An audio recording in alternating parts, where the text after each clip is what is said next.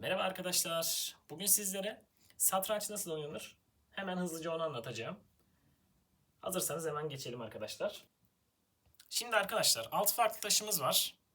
Şah, vezir, at, kale, fil ve piyon. Her taş arkadaşlar farklı şekilde hareket ediyor.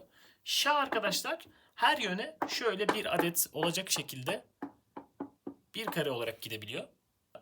Vezir arkadaşlar çapraz, düz ve yatay olmak üzere bu şekilde gidebiliyor. Kale arkadaşlar dikey ve yatay olarak gidebiliyor. Fil ise arkadaşlar sadece çapraz gidebiliyor. Şu şekilde.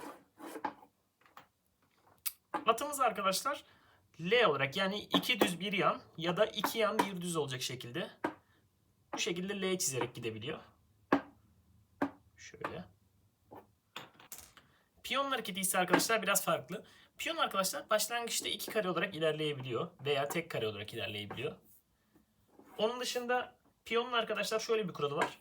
Piyon çapraz şekilde taşıyabiliyor. Bir de şöyle özel bir kuralımız daha var piyonla ilgili.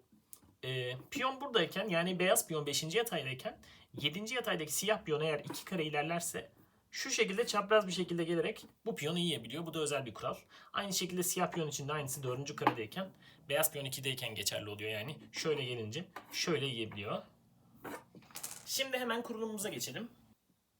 Kurulumumuz bu şekilde oluyor arkadaşlar. Beyaz şah E1 karesinde, siyah şah E8 karesinde, vezirler D hattında, D1 ve D8 olmak üzere. Kaleler ise A ve H hattı olmak üzere yan taraflarda. B ve G taraflarında ise atlar bulunuyor. C ve F karelerinde ise filler bulunuyor arkadaşlar. İkinci ve 7. yatayda ise piyonlar bulunuyor. Amacımız arkadaşlar rakip şahı oynayacak kare bırakmamak. Bunun için de arkadaşlar böyle hızlı satranç kazanma taktikleri var. Başlangıç oyuncuları için mesela çoban matı var. Size bir örnek dizeyim.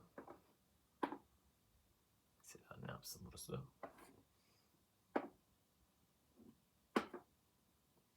Bakın arkadaşlar şu durumda fil veziri koruyor. Şah ise arkadaşlar bakın oynayabilecek herhangi bir hamlesi yok. Veya bu veziri yiyebileceğimiz herhangi bir hamle de yok. Bu durumda arkadaşlar siyah oyunu kaybetmiş oluyor. Siyahın da tabii bunun için normalde yapması gereken başka hamleler var. Biz burada tabii ki de yanlış oynadık. Böyle olmuyor gerçekte. Gerçekte mesela bu şekilde oynandığı zaman veziri buraya geldiğimiz zaman mesela şu hamleyle koruyabilir. Siyah da savunma yapmalıydı burada.